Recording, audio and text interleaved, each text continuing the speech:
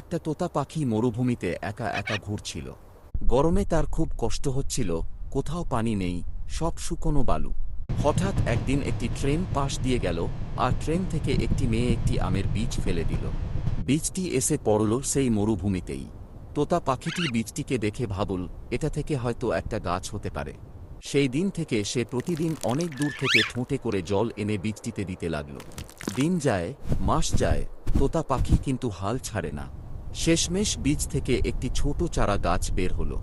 ধীরে ধীরে সেই চারা বড় হয়ে একটি সুন্দর আমগাছে পরিণত হলো।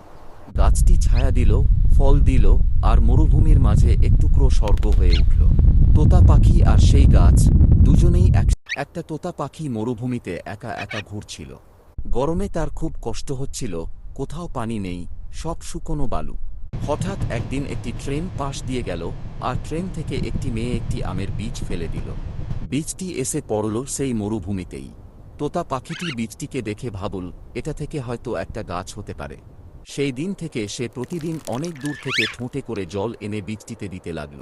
দিন যায়, মাস যায়, তোতা পাখি কিন্তু হাল ছাড়ে না। শেষমেশ বীজ থেকে একটি ছোট চারা গাছ বের হলো।